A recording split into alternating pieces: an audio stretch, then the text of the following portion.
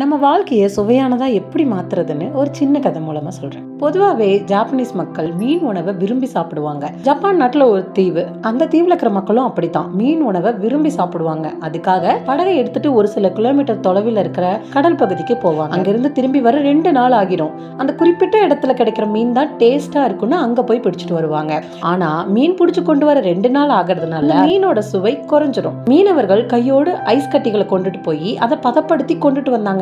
ஆனாலும் மக்களுக்கு அந்த டேஸ்ட்ல திருப்தி இல்லை. ஃப்ரெஷ் மீனுக்கும் ஐஸ் கட்டியில வச்ச மீனுக்கும் டேஸ்ட் டிஃப்ரெண்டா இருக்கிறத ஃபீல் பண்ணாங்க. இப்போ மீனவர்கள் ஒரு சின்ன தண்ணி தொட்டியை எடுத்துட்டு போனாங்க. பிடிச்ச மீனை அந்த தண்ணி தொட்டியில போட்டு கொண்டுட்டு வந்தாங்க. ஆனாலும் அவ்வளோ பெரிய கடல்ல நீந்திட்டு இருந்த மீன் சின்ன தண்ணி தொட்டியில விட்டதும் சோம்பேறியா ஒரே இடத்துல கடந்ததுனால மீனோட டேஸ்ட் குறைஞ்சு போனதா மறுபடியும் ஃபீல் பண்ணாங்க.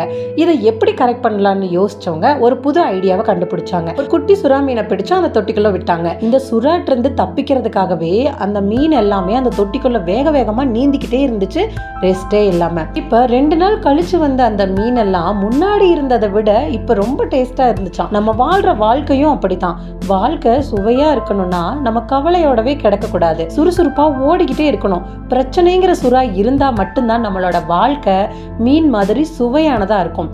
பிரச்சனைகள் இல்லைன்னா நம்ம ஓடவும் மாட்டோம், சோம்பேறியா ஒரே இடத்துல தான் கிடப்போம். சுறுசுறுப்பா ஓடி வாழ்க்கையை சுவையானதாக மாத்துங்க. இந்த கதை பிடிச்சிருந்தா லைக் பண்ணுங்க, ஷேர் பண்ணுங்க, கமெண்ட் பண்ணுங்க. மறக்காம சப்ஸ்கிரைப் பண்ணிட்டு பெல் பட்டன் கிளிக் பண்ணிக்கோங்க. தேங்க்யூ.